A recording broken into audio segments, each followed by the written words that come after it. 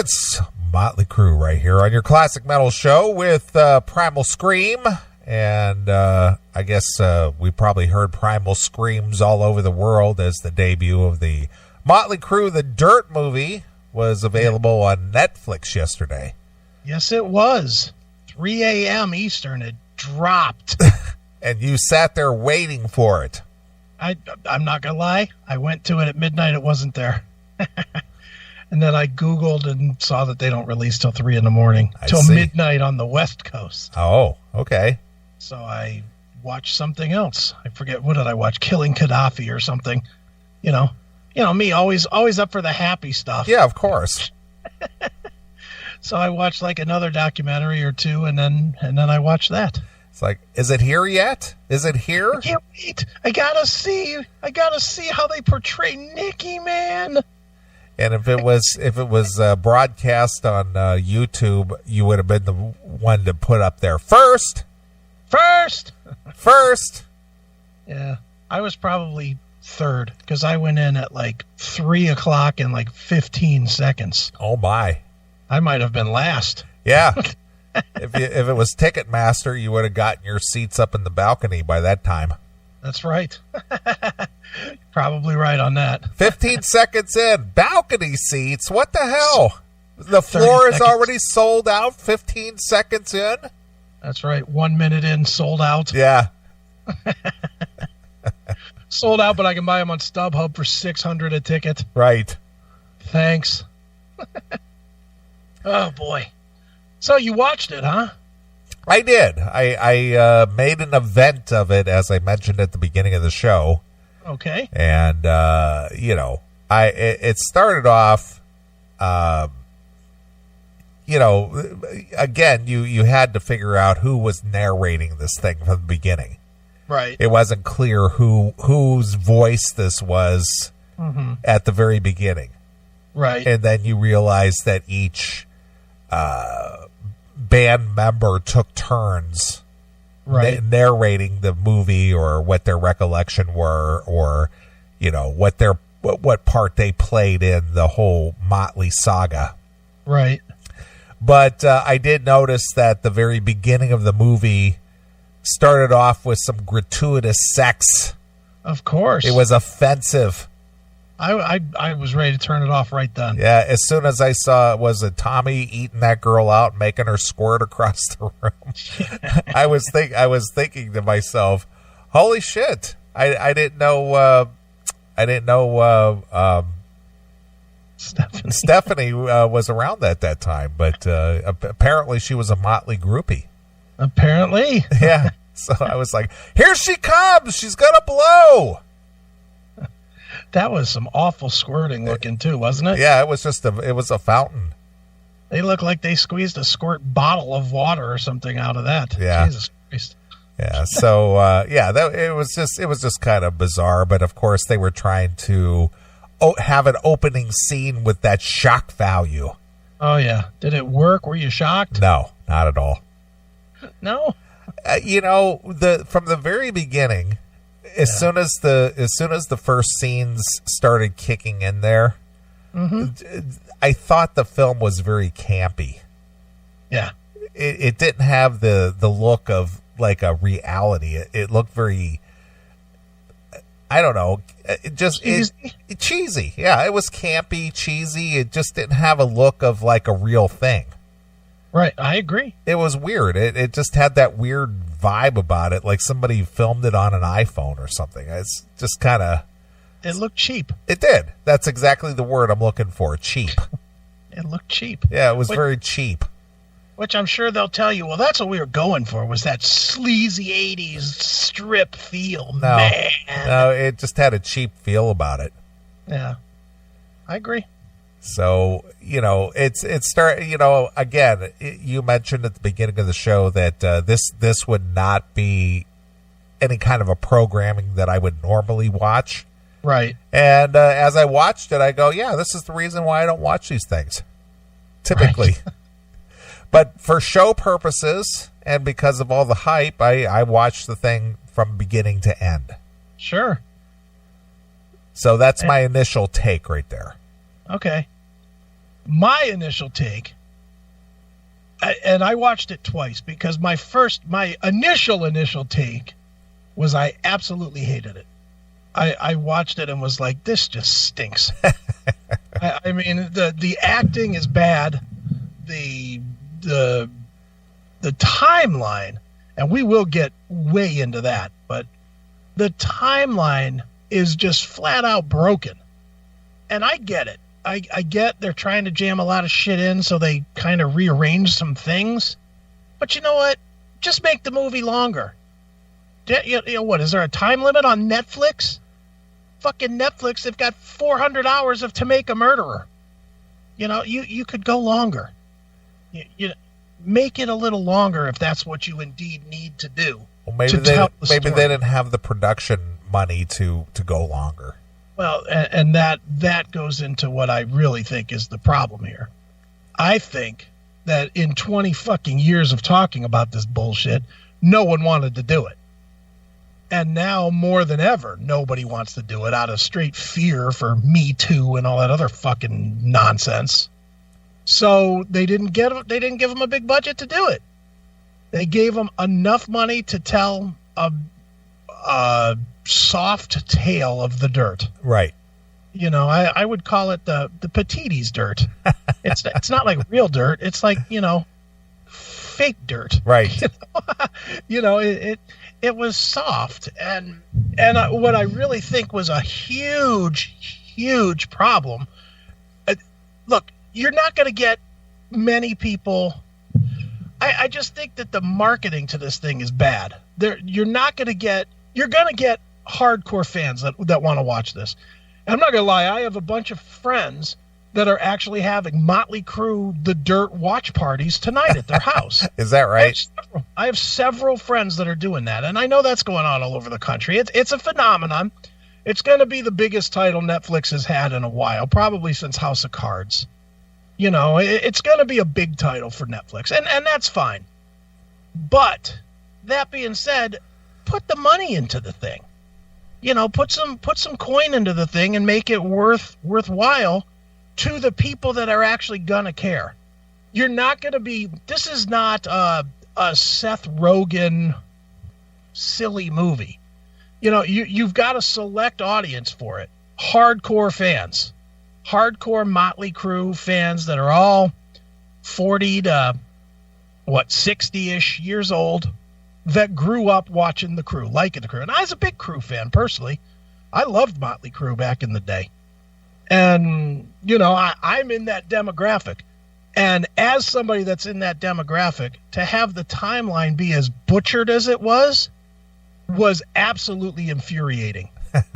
It made me mad. Yeah. Just some of the shit that they just hashed all together, the Tommy meeting Heather the same night that Vince killed Razzle, and you know, Doc McGee, you know, with the meeting the mother that never happened. Doc McGee has said he still never met Nikki's mother. Right. You know, today. So what that was, who fucking knows?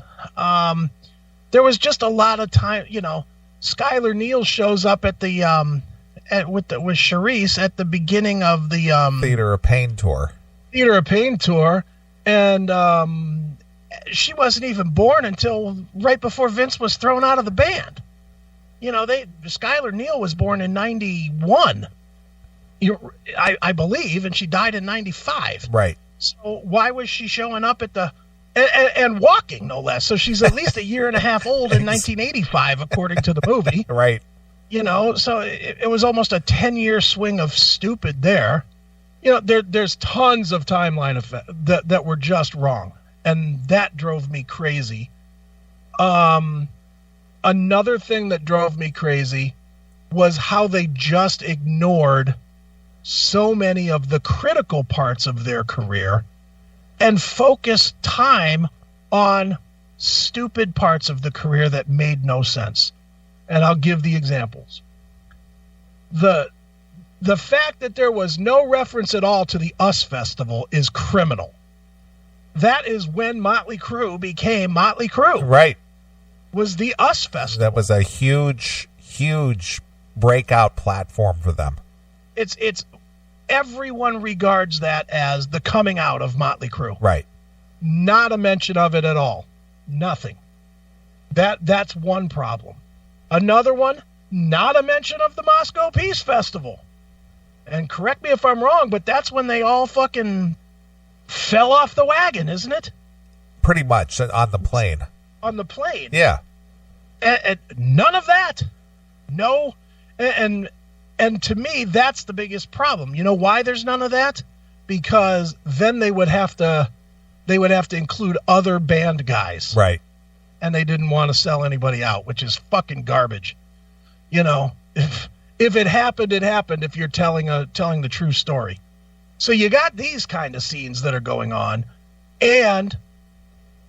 or that are not going on, but we got 10 good minutes of Nicky fucking Tommy's fiance that he never married and then meeting those parents for really no reason. Was there any reason to that scene? Not at all. It didn't go anywhere. It didn't go anywhere, and it wasn't really a significant event that happened for the band's career. Yeah, so it went so nowhere that I don't even know that they mentioned her name. Yeah. You know, if they did, it was in passing. It wasn't a key part of anything. No. That they could have used for the US Festival, which would have made more sense at that point, and then lead from the US Festival into the Ozzy segment. You know, lead from they broke big, and then they ended up on this big tour, and then the Ozzy thing. You know, I just had a lot of problems with a lot of different things. You know, I didn't like that they took the pussy way out and did not the way that when they did the Vince quitting, getting fired from the band. How bad was that? Yeah. I quit. No, you're fired. Basically, we don't want to pick and actually say which one really happened. Yeah. So we'll let everybody save face and make it look like you did them both at the same time. Yeah, it was a mutual parting of the ways. Yeah, yeah. And that's weak, because that's not what happened. They hated each other for a while. You know, another scene that made no sense to the story, even though it happened, not nearly on the timeline that they talked about, but again with the timeline being fucked up. Why did we see Mick Mars coming out of the hospital? They didn't lead to it. You know, I guess they kind of said he had this disease, and I think once in the middle of the movie they showed him gripping his hand a little bit. But then all of a sudden, they're all meeting him at the hospital to check him out from a hip replacement. Right. No lead into, well, he was having trouble on tour, or his hip was hurting or anything. No, none of that. Just, hey, here's Mick coming out of the hospital. And we're going to go straight from the hospital to the bar to talk to Vince. Yeah, let's go get our singer. Yeah, even though that timeline was completely fucked up. You know, that was off by, like, I don't remember when Mick Mars got his hip replacement, but it was like years later. Right. You know, it was years and years later there. No coverage of Pamela Anderson, no coverage of Tommy going to jail. These are key moments of Motley Crue. Yeah. Just it was cheese, you know. So anyway, that's my first feel. The second time I watched the movie, I didn't hate it quite as bad because, you know, I already knew that it was a stupid shit movie. So just watching it as a stupid shit movie, it kind of was like a I don't know. I would read it as like a bad version of Hot Tub Time Machine.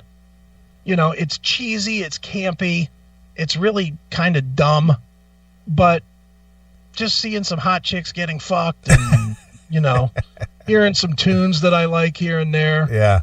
You know, it's livable, I guess. Overall, I think it's a subpar movie. It is. And to be honest with you, after tonight, I'll probably never watch it again. Yeah, I don't think I'll watch it. It's not one of those movies that, man, that was really good. I'll watch it again. It's not like watching Jack Reacher or The Terminator or something to where if you see it on the queue or something, you wouldn't watch it again. I would never watch it again. Like I said, it's Hot Tub Time Machine 3. Not as good as the first one. Not as good as the second one. It's Jaws: The Revenge. It's I don't know, Terminator 15 or whatever. It tells a Harry Potter like historical view of Motley Crue. Yeah. I guess. Well, you want to take a call? Sure, go ahead. All right, hail and kill caller. You're on the air. Hey, how's it going, boys? I haven't. I'm a new listener. I'm new, so I'm ready for the fucking backlash. I'm sitting here in your chat room, right? So I jump in and I'm mentioning a couple of things about the Motley Crue movie, and these guys are like, "Oh yeah, you should totally talk to Chris about that. Mention it. Yeah. Call in." So I know I'm set up for fucking. No, you're not. I'm in a good mood tonight. So bring it on. No, I have no, I agree with you. I think it's super cheesy, but I think that's what they're going for, because if you think about Motley Crue as a band, they are cheesy as it is. If you're into any, real classic metal, Motley Crue is kind of yeah, I mean, some of their music was all right and everything, but, they're kind of a joke anyway to begin with. So I thought the movie, and I watched it last night, Chris, and I saw you shitting on it on Reddit before I actually even watched it. And I was like, you were the one that cued me into the fact that it was even on there. And I was like, oh, fuck, right. It came out. I saw your Reddit shit. So I check it out, and I was like, so first of all, my daughter's sleeping on the couch behind me, right? And I put it on, and then this chick starts squirting. And I'm like, all right, I can't watch this here in case my fucking daughter wakes up. So I shut it off, and then I waited till she went to bed officially, and I watched it. And I thought it was super cheese. I totally agree with you, but I think that's kind of what Motley Crue is, though. How serious could you take a Motley Crue movie, to be honest with you? I mean, I've had and you mentioned Lords of Chaos, Chris. I had never even heard of Lords of Chaos until you mentioned it, and I was never a black metal guy, but I went and watched that movie, and what a disturbing yet comedic parody of what that scene was, but still... Right. It left me I couldn't stop thinking about it after seeing those scenes. So it made me go look up these people like Euronymous and Varg. And Varg is a fucking lunatic in himself. If you go watch his YouTube videos, this guy is out there. You could spend hours just watching his videos and just going trying to wrap your head around what's going on with this guy's head. But if you were to take all of these movies and put them into the bands that they are and the genres that they're in, it almost fits. It's almost like they, and I know what you mean about Nikki Sixx having his dick all up in this movie, because it was the Nikki Sixx movie. It was this is my life story, basically, is what it seemed like. Right. And I don't really know the history of Motley Crue. I'm not a huge fan. I loved their stuff growing up in the 80s and stuff. It was kind of what put me on the brink of going into Megadeth and shit like that. You know what I mean? Sure. Mm-hmm. Well, and I'll tell you what, after watching the Motley Crue movie yesterday, you still don't know the history of Motley Crue, even a little bit, because it was so fucking make-believe. And I agree with you. In a sense, I do think that there is a somewhat intentional silliness to the movie, but I think, and this is what just drove me nuts, was they tried to make themselves out to be fucking bad boy superheroes, and they're just not. Let's just get down to who these fucking guys are for a second. Just for a second. If you didn't know Home Sweet Home or Smoking in the Boys' Room or Shout at the Devil or any of those songs, if you didn't know those songs at all, if they didn't exist, you would have a heroin-addicted asshole, a killer and maimer of people, a wife-beater and guy that neglected kids to the point that they drowned in his fucking pool. You wouldn't fucking give these guys any attention other than filing a petition to get them out of your fucking neighborhood. But everybody is willing to gloss over that because they wrote a couple of fucking songs that they fucked their chicks to back in 1986. And that's the real of it. Yeah, no, and you're absolutely right. I'm not willing to. I don't give a fuck about Motley Crue. I liked the couple of songs that I heard when I was growing up, but I don't care about them. You know what I mean? Yeah. So, like, yeah, no, I don't give a fuck. And, like, going to back to the Lords of Chaos movie, like, there's no one person in that scene of that movie that's in any reference to that scene back in the day that's worth a shit, because everybody just wanted to kill people or burn churches down. So, like, none of that's respectable. Who gives a fuck about that? So all of these movies, basically, if you think about it, are just kind of like a parody of themselves. So, like, you've got Motley Crue's cheese as fuck. Lords of Chaos is like, oh my god, like, I can't believe these people are still, like, not in jail. Right. Well, at least with Lords of Chaos, I mean, Varg did go to jail for a while. I mean, he went to, I think he did 15 years maximum. In Norway, maximum 21 years for anything you could possibly do. He did, what, 15 at the most, 15. I think? Yeah. Well, they listened to the music and were like, yeah, he doesn't get the full sentence. It wasn't that big of a loss. Yeah, no. You know, a couple of historic fucking buildings and, you know, a life. 15 years, you're good. Yeah, you're good. Come on back and start work. You watch those videos of him on YouTube? Yes, I have been, and he's good. I'm about to be his least favorite subscriber, I think, after half of the comments that I've left. I love him on there. I can't get enough of those. Those are great. I can't either, but I can't not at least leave one comment on something. It's just like, I can't believe you said what you just said, and you killed somebody with little to no remorse. Yeah, well, and you're and that's what's you've crazy. got a fucking, like, 1-year-old kid on your hip. That's what's crazy about his YouTube is the callousness that he has. He's just like, well, that's when I killed Euronymous. That's when I stuck the knife in his fucking head. Just steps right over it, like it's just in passing conversation. Well, after I killed Euronymous, I went and I got a cup of coffee, and then I called my girlfriend, and we talked about hating the Jews. I'm with you, man. I'm with you, and I'm with you on the Motley movie as well. It was cheesy. My problem is not the cheesy part of it. My problem is that it just wasn't very good. The acting was poor, and you gotta admit that. Surprisingly, Machine Gun Kelly, the guy that played Tommy Lee, was about the only one that was like, to me, that was even remotely like Tommy Lee. I was just going to say, when he said, dude, I was like, that's Tommy Lee. Yeah. Only when he said, like, dude. But the rest of the guys just look like a bunch of guys with wigs. Yeah, the dude that played Vince Neil, he actually played Lee Harvey Oswald in that 11 something 60 with the 11/22/63 on Hulu. Yeah, the JFK assassination movie there. Or show series, whatever it was. Right. Yeah, okay. And I was like, where do I know this guy from? And I was like, oh fuck, it's that fucking show. But he was not the Vince Neil guy was not in Mick Mars. Like, what the fuck? That guy's from Game of Thrones.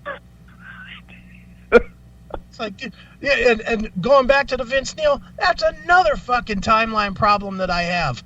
They show up at Vince joined the band in 90 or 80 or 81, somewhere in there, and they come up at that house party where Vince was singing cover tunes. He was singing the Billy Squier tune. Yeah. Yep. He was singing a song that came out in 1982. It was on Emotions in Motion from Billy Squier. I caught this. I know the song, and I saw the scene. I saw it last night. I did not put two and two together that the year was different on that. Who doesn't do their research? I mean, if you're working with a budget from Netflix, you at least have some money to throw towards historical research when it comes to these things. I hate that. Yeah, and that's my biggest problem with the movie. It was all fucked up timeline wise. It was not even close in a lot of areas. Not even a little close. They could do some more work. I actually have like a fucking whole thing worked out right now for a Big Four movie. I was talking about this I tried to talk about it in your chat room, but your people in these chat rooms are a little kind of crazy. They're aggressive. They're aggressive. You can't get a word in edgewise. Like as soon as you type something, there's a photo of like Kip Winger or something popping up, and you can't even see your screen. So I'm trying to talk about this. Like, I think that they could do a Big Four movie and do it really well if they made it a good 2 hours 45 minutes long. And I do have like a perfect whole outline of it in my head for a perfect Big Four movie. I don't know how it would ever be cast, but like I think they could pull that off if it was the right person that didn't do it too cheesy. Like, I hate the cheese where it gets super cheese. I want some seriousness. Like Chris, you liked Straight Outta Compton, right? So that was, I think that was perfect. Like, I just downloaded it and watched it fucking 2 nights ago. It just, after I watched the stupid fucking Lords of Chaos movie, I was like, I'm super into band movies right now. I want to watch that again. So I downloaded that and watched that again. They did that so well. If we got that same director or whatever, or somebody similar, somebody that took it serious and historical interest in it and just made it to what it could actually be, I think we'd have a good Big Four movie. It sucks that like the Motley Crue movie had to be so cheesy, but I think if it was too serious, it just wouldn't be. I mean, Motley Crue, I just could never take them 100% serious, 80%. Right. I don't think you want the guy that did the Straight Outta Compton either, because I believe he also did the awful Tupac movie, and that movie sucked. So he's known for two. I don't remember that one, but did you watch the Unresolved? Is that what it was called? That was on Netflix there with the Tupac and Biggie. Oh yeah. I watched it. It was on USA. Mm-hmm. Yeah. Anyway, I'm starting to. You know what? My manager's calling. I'm a new caller, but I do know this. My manager is calling right now, and I'm gonna have to get out of here. So, hail and kill, and I forget the other one, but hand job. Doc McGee was calling. Yeah, Doc McGee called. He was at the Crew party. Yeah, he was at that wretched hotel or that wretched apartment. Yeah. Where David Lee Roth was hanging out. Yeah, David Lee Roth was hanging out and just had a mirror smashed over his head and didn't notice. It's like, yeah, why is everybody looking at me? What the fuck, dude? Yeah, seriously, man. And speaking of things that, you mentioned that wasn't even relevant in the movie was obviously Tommy Lee leaving the band. And being doing his old rap thing, and Randy Castillo stepping in there, and then dying, yeah. And then having that, who was it? That chick, Samantha Maloney. Yeah, that's Samantha Maloney drumming for them. Yeah, that was kind of a big deal, wasn't it? You would think, but not. I guess not. Okay, having a chick in Motley Crue. Okay, yeah. Well, and dude, how about the scene where they show him peeking out the curtain when Karabi was in the band, and there's like 33 people in a fucking theater? Yeah. That didn't happen. They may have thought that it was smaller crowds, but it was not like that. Right. I saw him on that tour, and I saw him at Nautica. Yeah, they were at Nautica stage. And it was sold out, I think. Yeah. It was probably too small for Motley Crue. I mean, it's so silly. It is. Hail and kill, caller. You're on the air. Hey, guys. How are you? We're well. All right. Hey, Chris, it's as if we watched the movie together. I'm going to tell you that right now. Were you sitting on Chris's lap, or was he feeding you Cheetos, or how did that work? What was the dynamic there? Did you join Chris in his bedroom while he had his foot elevated? Telepathically. We were watching that movie together. Them not including the US Festival was the very first thing. Right. Not quite the very first thing, but very close to it, as I'm like, this is ridiculous. How do you not include the US Festival? Like, that's where Motley Crue became Motley Crue. Right. And the timeline was just absolutely horrendous. Are you parroting Chris here? Is this a recording of what Chris just said like 10 minutes ago? Chris missed one part here. Which part? The very first show with Motley Crue at the Starwood, on the marquee in the movie, it says they opened for Quiet Riot. Okay. Everybody knows it was yesterday and today that they opened for, right? Okay. And initially when I saw that, I was like, wait a second, did Y&T not want their name in the movie or something? Right? But then they do that montage, and then they have them opening for Y&T at the Troubadour. Well, they can't had even get that right? They had them opening for Dokken, too. Yeah, they had them over for Dokken as well, which I don't even remember if that they ever did or not at that time. And then I was like, you can't even get that right? Who they opened for in their very first show? I think they were just throwing out names that people might recognize. Yeah, I think they did. And then, the biggest timeline-wise, the worst part was the ending credits where they did the comparison photos and the comparison videos, where it seemed like they referenced the Decade of Decadence VHS more than they actually did the book. If you think about it, because all those interviews and all that. Yeah, I thought the same thing. It wasn't Decade of Decadence. It was the what was that video, Neely? It came out in '85, and it was a pink box. You probably own it. No, I don't own that. The Motley Crue VHS tape. Yeah, I know what you're talking about. It was from '85, and you're right. Every clip, I thought the same thing. They showed the clip of Vince in the car that had the pool in the back of it, and Tommy riding the motorcycle. They're worried about that. It's like, how about worrying about whether you're telling the story of the dirt or not? Yep. And it's cheesy. And if you really think about what the dirt is in essence, it's a very dark story. Yeah. It's a really dark story, and they just treated it very cheaply. Yeah. Very cheaply. First of all, everybody in the chat room, thank you. It's Motley Crue Uncensored was what that one was. Motley Crue Uncensored. Yeah, that's right. Okay. And secondly, I agree with you completely. Even Nikki dying was a joke. They made it into a joke with the black dude saying, this is Nikki fucking Sixx. He's not gonna die in my arm. Sorry, dude. I wanted to put my fist through the TV. Yeah, sorry. 1987, there weren't many black dudes that knew who Nikki Sixx were. There weren't. Right, and it almost felt like they needed to shoehorn the black guy in there to save the white rocker's life. That's right. Well, they needed diversity in their film. And then they gave him that, and then they gave him that second bolos in the heart, and he just jumped up. Shut the fuck up. That was so stupid. Absolutely horrendous. And I knew this film was doomed the second that they said that they were going to shoot it in New Orleans, because that's where they shot it. Right. And right then it was like, you're going for the tax credit. You're not going to put any money into this.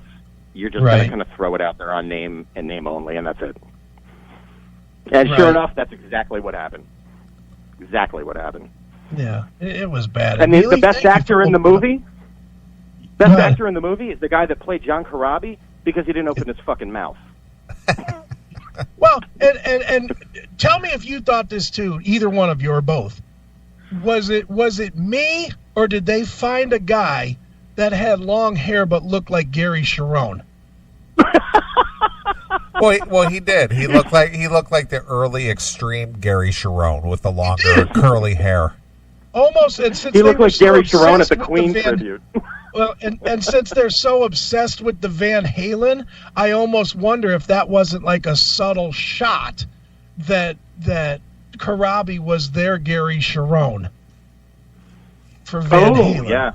Yeah. Especially as Vince is in the bar, happening to watch on a bar TV the footage of Sammy Hagar and Van Halen during an interview, because who watches that at a bar anyway? But he happened to be watching that at the time. Dude, how about Vince and Skyler watching the video of Nikki being pronounced dead on TV 5 years before she was born? Oh, I can't with the timeline. Oh my God, it's so bad, and you have to shoehorn things. You have to sort of manipulate and condense stuff. Yeah, but really, him meeting Heather Locklear at the same part, like, come on, really? See, I can live with that one a little bit, and I'll tell you why. Because they had to get it in there somewhere, I guess. They needed to get Heather in there because she was famous. I get that. But there was no reason at all for Skylar Neal to be part of the scene of him seeing Nikki on TV. He could have just been sitting on the couch and seen Nikki Nikki on TV pronounced dead. No, absolutely, but they have to get in no there, difference. that conflict. It's terrible. It's terrible. It didn't build into, and that's why Skylar got cancer and died. You know, I mean, it was just a random. It was like, well, we got the kid here for this day. Let's film her in another fucking scene. Oh, yeah. That's. And did you happen to notice the scene in the when she's on the deathbed? The fake beard that they put on the guy that played Vince's face. It's so bad. It's so bad. It's straight, like I don't even know what happened in the scene because I'm sitting there looking at like that's the fakest bad 5 o'clock shadow I've ever seen. That's how cheap they were. That's how cheap they were. Anyway, guys, love the show. And of course, manager's calling. All right. See ya. Manager's calling. Hail and kill, guys. Fuck you, pal. Hand job. Dude, speaking of that scene, boy, Skylar turned a wicked shade of blue in like no time flat, too, huh? She did. She died and immediately she was blue. I was like, what the fuck? Is she an alien? You know, she was blue in like a minute. Yeah. Well, dude, you did call it, dude. I actually have that. Yeah, I thought you would I figured you would have that. Yeah, I do. I have it right there. They showed half of that video in the credits. I know.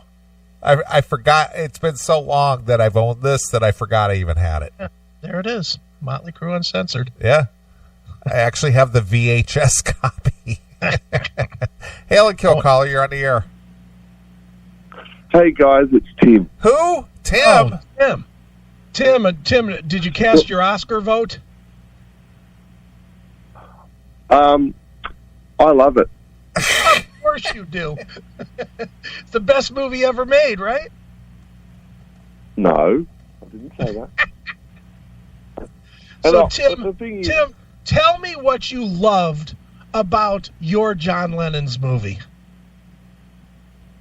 Okay. Well, here's my thoughts. Okay, we're asking for your thoughts, Tim. It was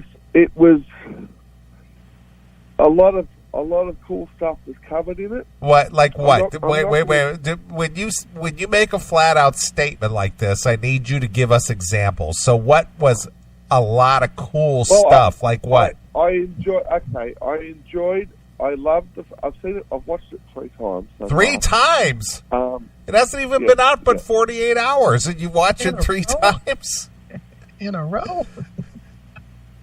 Go ahead. Right, go ahead. And so what I really liked about it is a lot of the eras are well covered. Of course, the beginning is extremely well covered with the going from the club days to the arenas, and I mean a lot of it was extremely factual. There was some.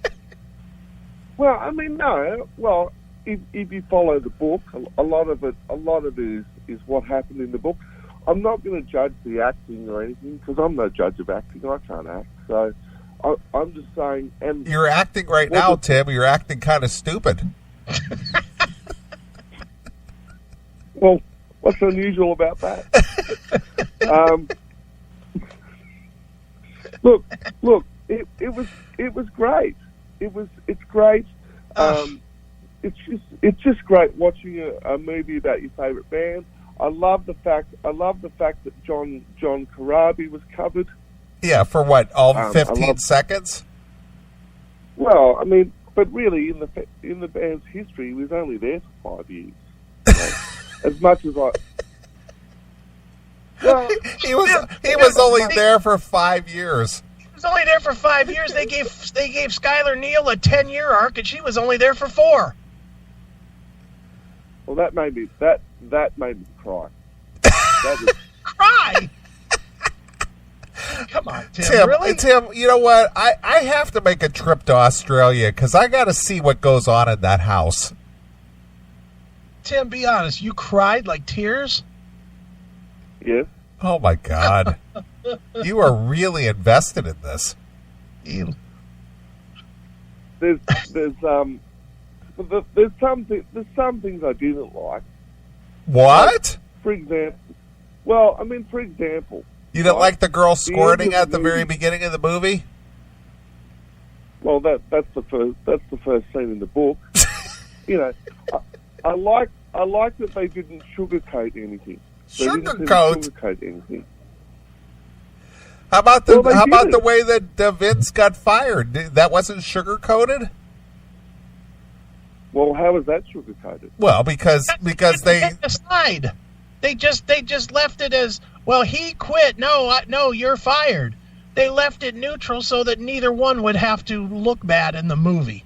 That's how it was sugar-coated. Well, that's what they still say to this day.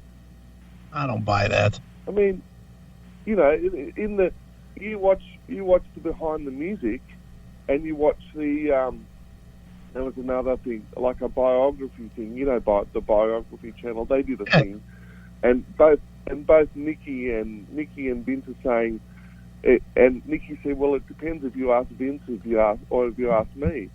And Nikki said he quit the band, and Vince said he was fired. That's been going on. That's been going on ever since it happened.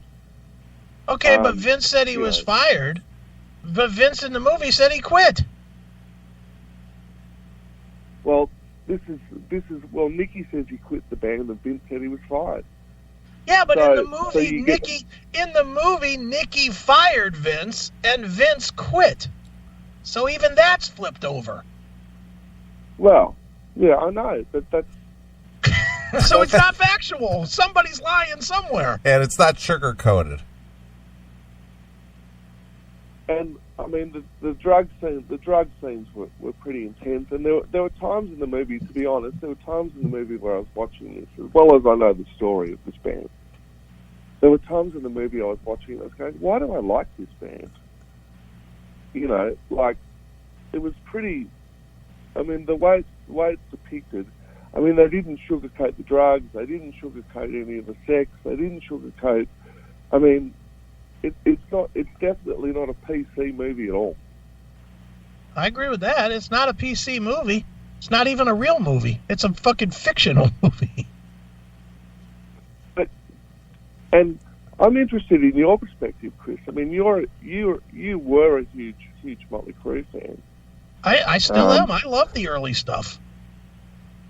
So what do you think was fictional about it? Well, for one, Skylar Neal was not present at the opening night of Theater of Pain. She wasn't even coming in Vince's balls at that point. She was 6 years from being born. Yeah, well, this is what I was going to get to. These are part of the things I didn't like about it. You know, I didn't like the fact. You're exactly right. I didn't like the fact that Skylar's around. Pretty much, you know, Charisse and Vince met, according to this film, around the period of the end of Shout at the Devil, which is not true. You know, that never happened. Yeah, and the other thing that what were you going to say? Another thing that was just horse shit was how the band came together, because there's another singer before fucking Vince Neil. That's true. Yeah, they didn't. What was that guy's name? Peterson, Dean Peterson or something? Yeah. There was another guy before him. So that whole scene of, okay, now we must find singer, with Mick Mars being a dick, we must find singer. You know, that was all bullshit. They already had a singer. They fired that guy when they found Vince. That's true. I forgot about that. His name was O'Dean from the book, yeah. But it's, you know, and there were things like, I mean, some of their timeline, timeline was mucked up as well. Oh, like, little, like completely fucked up. Well, not completely, you know.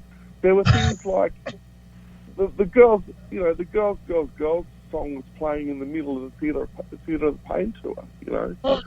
And, you know, it just, yeah, so that was, there were some real inaccuracies in the timeline. Yeah.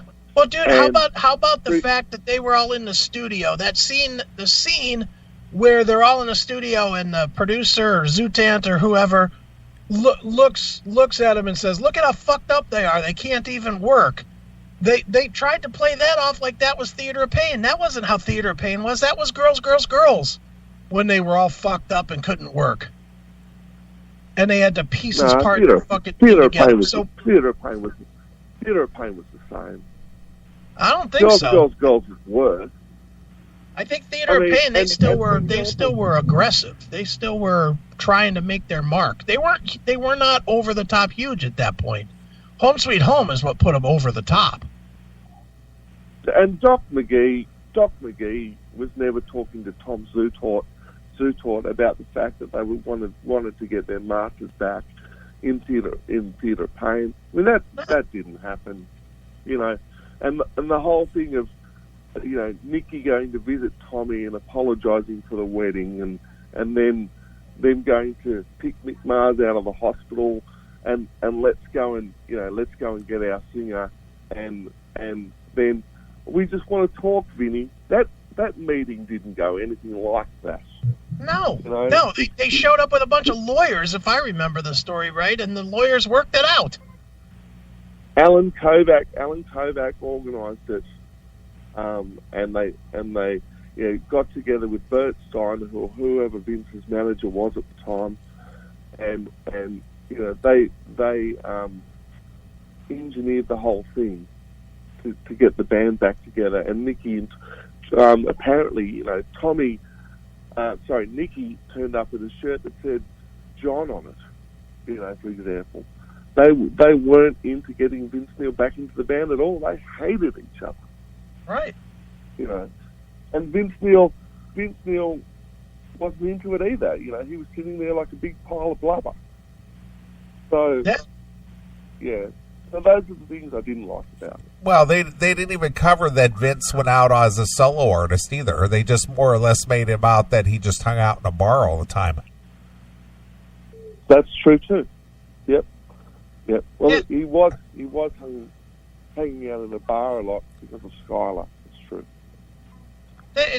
But you think that it was factual? We just named 10 things that weren't. No, I didn't say all of it was factual. I just told you a bunch of stuff that I didn't like about it. I told you there was a bunch of stuff about the timeline that I didn't like.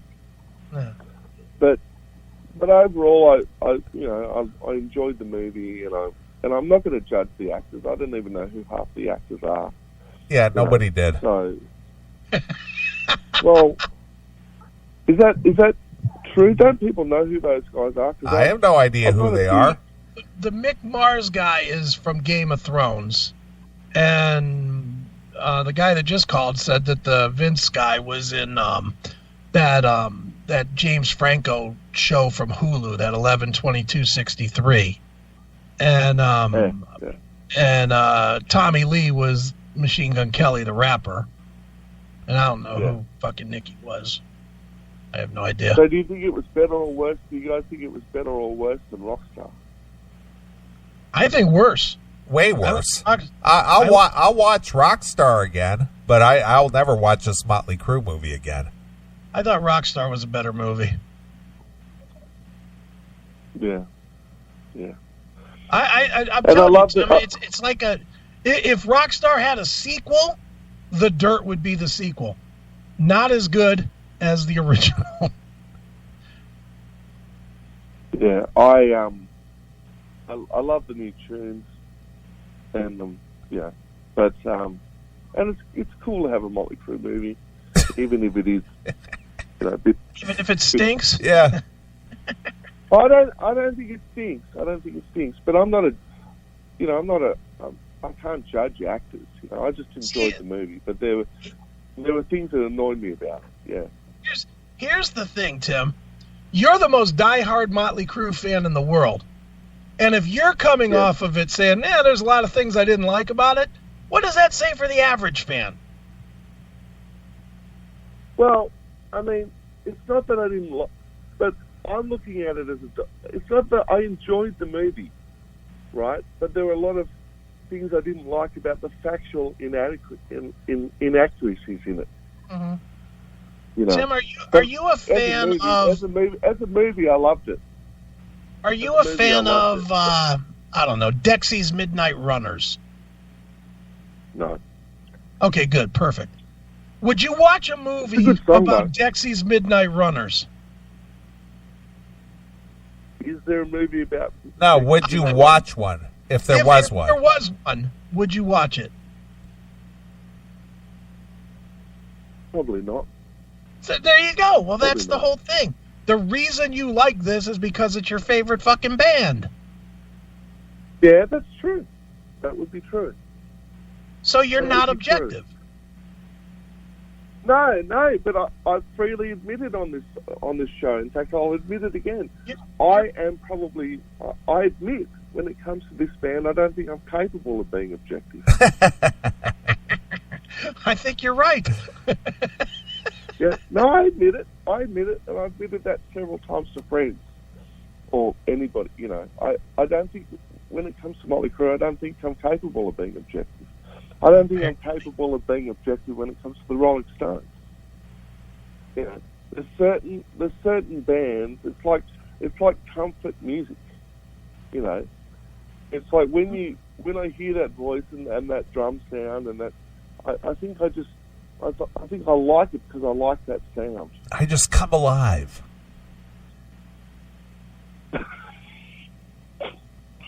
Probably musically, yes. Anyway, All right, Tim, is that it? those are my thoughts. You asked for my thoughts. I just gave them to you. Hail and kill. All right. Oh, fuck you, pal. There he goes. There goes Tim, the biggest Motley Crue lover in the world. And he didn't even think it was great. Yeah. To come on, I really enjoyed it. I thought it was well done. I thought it was very factual. Here's the things I didn't like. I didn't like the fact that Skylar was born too early. I didn't like the fact that... Yeah, he just did. It was, again, I take off the glean of Motley Crue being my favorite band of all time, and I think Tim and I are on the same page. Yeah. It was just kind of a movie. Yeah. Hail and kill caller, you're on the air. Hey guys, what's up? Hey, what's up? Hey, first time caller, long time listener. But I want to talk about the Crue movie, of course. But first, just real quick, do you still listen to Howard, Chris? Not often. Every now and again. Oh, my only question is Tim James kind of like your guys' Bobo? Because I think you convinced him by the end of. I think you convinced him by the end of the conversation he didn't like the movie. That was like, ooh. You're probably right. That's a good comparison. You know, has a good heart and all. God love him. But you're so right, dudes. The movie was cheap, B-level. It had its charms, obviously, you know, and some of the debauchery scenes were cool, but definitely not something you need to watch again. Well, what was the cool debauchery scene that stood out for you? Well, the one that was replicated from the book where Tommy said, every day it's like this. I wake up at 5, and then I snort a line of, what did he say, zombie powder. Then I do this, and they kind of did a fast forward through his day. I thought that was well done. I like that too. Yeah, I thought the director had some kind of flair there. You know, that he was kind of bringing that to life. That was cool.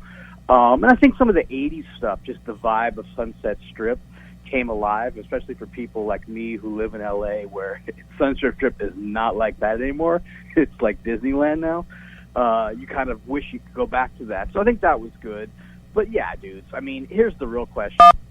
When you see a movie like this, which is kind of like a rockumentary version of a movie, very A to B to C by the numbers, you kind of go, well, aren't there a million other bands that deserve a movie like this? Hopefully a better one. You know, Metallica would have a good movie. Pink Floyd could have a movie. Led Zeppelin, all the crazy stuff they did in the 70s with groupies and hotels. Like, I'm surprised there hasn't, like, I think there will be those movies, but that's what I wanted to ask you. Like, how many bands are probably more deserving of a movie like this with a bigger budget, hopefully, than the Crue and Dirt? I'm going to be honest. I'll go first, Neeley, and you can definitely jump in on this. I think that the Crue movie actually hurts the cause to do more of them. I think the cause was way up there with the Queen movie. And I'm going to be honest, I didn't like the Queen movie either. I thought the Queen movie was kind of shitty too. But people did like it, and it won awards and whatever, and it opened the door real wide to do these kind of movies. But now this Motley Crue is being fair to what it is. It's getting mixed reaction. You know, there's plenty of people out there that'll tell you it's the greatest movie of all time. There's plenty of people that'll tell you it was a big bag of shit. So I think that it hurts. What I also think really, really hurts in this day and age in 2019 is the fact that there's so much footage of all of these bands out there, and there's no real reason to have an acted movie. You can get producers to do a 2 or a 3 hour documentary on these bands that is way more compelling than, you know, having a bunch of actors and trying to tell a story and trying to relive a moment. You know, and I'll point to one that I love that's not even metal necessarily, but I think is just one of the best things ever, is that the Eagles documentary. Yeah, that's a two-parter. And that thing, you come out of that realizing everything you would want to know about the Eagles, how much they fucking hated each other, how tough it was on the road, but yet how they still had a gift every time they were together. And I don't know that there's any way possible to capture that with a bunch of actors trying to portray it. You're certainly not going to capture it better than they did right there. And I honestly think that you're probably not going to see a ton of these kind of movies. I mean, you might see an influx of them because obviously, but they come out they're a mixed bag. You know, the Temptations one was excellent. The Def Leppard one was dog shit. Queen was excellent, or decent. I don't think it was excellent, but it won Academy Awards, so we'll say excellent. The Motley Crue was kind of shitty as far as I'm concerned. You know, they go and the Straight Outta Compton was excellent. Tupac was terrible. Biggie was Elton John's coming up. Who? Elton John? That's gonna stink. That just looks bad. That even the preview of that looks bad. But anyway, go ahead, Neely. Well, I'll agree with Chris that as a music fan, I would be more apt to watch a behind the music documentary before I would watch a acted movie about a band. Anytime that there's realistic footage about anything, I'll watch that first. If it's a reenactment of anything, chances are I won't even look at it. It's like if I know the story of a band, you know, you mentioned Led Zeppelin or Pink Floyd. Led Zeppelin had a movie. It's called The Song Remains the Same. You know, that had live footage, that had interviews, that had, you know, even though it was 1973, 4 years into their career, they already made a documentary / movie of Led Zeppelin. You know, obviously there's more to the story from there on, but for me personally, I agree with Chris. There's enough footage out there of actual events to put together a 1.5 to 2 hour documentary movie of any legacy band out there. So I would be more apt to watch that just because I enjoy the actual footage. It's just like if I were to have a choice between watching a movie reenacting the JFK assassination or actually watching the real footage, I'll watch the real footage every time. Mm-hmm. Oh, wow. You guys, I blew what I was about to say. Oh, I know what it was. The Bohemian Rhapsody is a perfect example of what you just said, Neely. The last 20 minutes are basically a recreation of footage you can watch on YouTube. Exactly. So what's the point? You know, what's the point? Why bother? Right. Well, I'll tell you what. One thing is it's Oscar bait. Because he won the Oscar. The guy, Joaquin Phoenix, played Johnny Cash, won the Oscar. Jamie Foxx played Ray Charles, won the Oscar. Like, playing a biography person, not even musicians, let's just talk musicians, can't, and obviously Crue's not in that category, but it could lead to Oscars. And I think as long as you get that and money in the bank, you're going to get some of these guys. And maybe it's best when the subjects are already dead, like Freddie, or Ray Charles is still alive at the time, but on death's door. Maybe that's what it takes. But I think we'll still see him, but hopefully it's of better caliber bands that actually have some sort of I don't know, dramatic through line, to put it in Hollywood terms. Yeah. But when is the last time you really cared about an award being given to anything, be it a Grammy Award or an Academy Award or anything? When did you ever really care about that? Oh, like a long time ago. I'm just saying the industry's driven by it. But yeah, I hear you. I'm not like throwing a party that night and betting on it for sure. Yep. No, I agree. That's it, guys. The only other thing I was going to say is it's funny that 3 of the 4 actors playing Crew, I think, are British or Danish, Scandinavian. And, of course, Machine Gun Kelly, I believe, is American. But that's it. So you have to go overseas to find kind of nobody actors we haven't heard of to play these guys. So you can kind of see the budget at work there. Exactly. Right on, guys. Awesome. Love you. See you later. I forget the slogans because I'm a new caller, but I'm there with you. The slogans. And I'll be listening. Well, you know what I mean. The Oh, you got it. All right. Hand job, hail and kill. The slogans. I don't know your slogans. It's interesting that we're getting quite a few new listeners. Well, that's cool. I appreciate that. It's good. Yeah, you're not beating their asses either, Chris. You're not swearing at them and making them feel bad for calling. I'm not. People, that's such an overblown thing. I only beat their ass when they act like fucking stupid. Hail and kill caller, you're on the air. What's happening, guys? Hey, what's happening? How you doing? How was your day? How was your day? Are you good? Yeah. All right, what you got, dude? So, just wondering what you thought of the Lords of Chaos compared to the Dirt. I'm gonna assume you didn't see it. Right, I did Neeley? not see it. No. Oh yeah. I think it was equally cheesy, but I think it's a better movie. I think I mean I would have to agree. Yeah. The kills are just cheesy as fuck. The especially killing the gay guy in the park was beyond cheeseball. But yeah, and I guess that really did happen too. Yeah, of course the story. not. But it was like it was unrelated to Mayhem though, which I didn't understand why they even put that in there. It just doesn't happen enough. Jesus. Oh god. No, I don't know.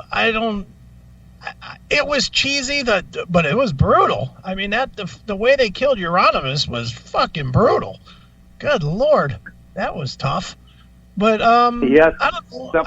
Somehow that worked for that movie better, but the Motley one, I just wasn't. I don't know, man. There was just too many holes in the story. I think the Lords of Chaos may have been better because it was a dark story that was told in a dark way. I think they tried to, in the Motley, they tried to make it fun that Nicky was a fucking heroin addict, and they tried to make it fun that Tommy was beating his chick, and Vince was killing people. And they completely skipped over the Pamela Anderson thing, which is really strange because that was way more. Yeah, it got way more public attention. But I have a feeling she maybe said apparently no. those persons have to sign off or okay that agreement to be portrayed in those movies, and I'm thinking maybe either her or Tommy said no, don't put me in this.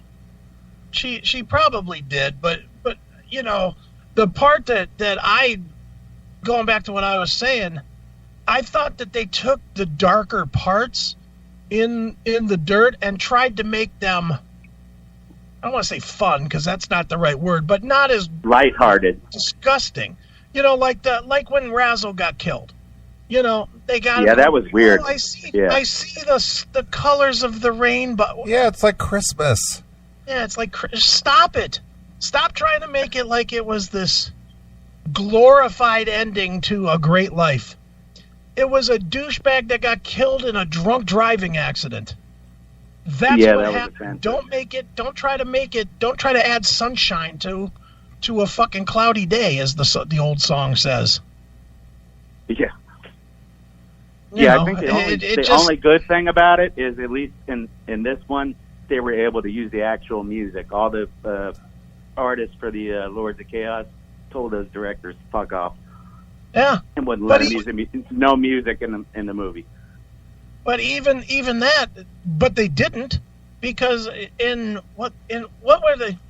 Was it Kickstart My Heart maybe that they had like Hailstorm or somebody singing it real slow when Nikki was using heroin? I think it was, yeah. But I don't know if it's Hailstorm or not, but it was some chick. They did show him doing it in the studio though, didn't they?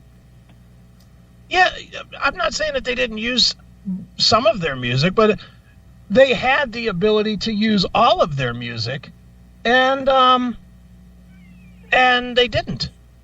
You know, they still went to outside people, which made no sense at all. Well, the music was obviously somebody different, but it's like the vocals sounded to me like Vince's voice. I just wondered who was performing the vocals. Well, I mean, the band were the. It sounded like the real track.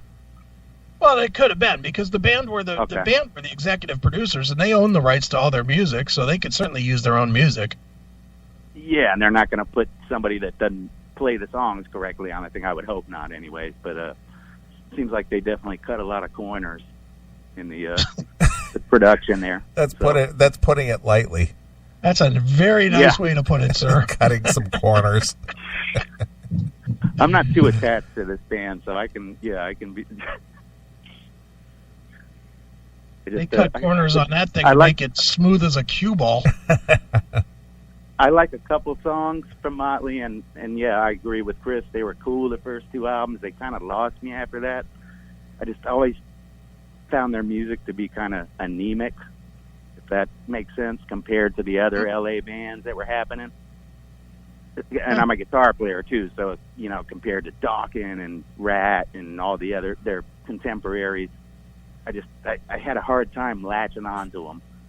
Right. You know what I'm saying? I'm going to say I mean, I that get they're important. They made their mark. They did what they did, and they are. But you can't argue with the sales. But I really had a hard time taking them seriously after a while. I feel like the style and who was sleeping with who and who crashed the car became more important than the music at some point. Well, not untrue. I'm just going to say the Dirt is kind of just like Motley Crue as a band. There were some really cool moments in it and a lot of bland. A lot of phoniness, yeah. Okay. A lot of fake blandness. And I had called earlier and I hadn't seen the post that you guys said to wait to call, so I apologize for that. I'm a first-time caller. I'm Chris. I'm friends with you on Facebook. Well, you're friends, Chris.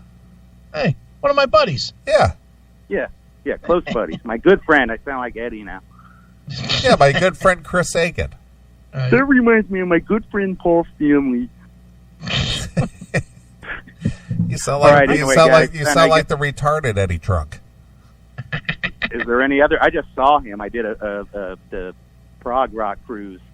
Cruise to the Edge, and he was on the thing. Motherfucker was at the buffet about every hour on the thing. And he's smaller now.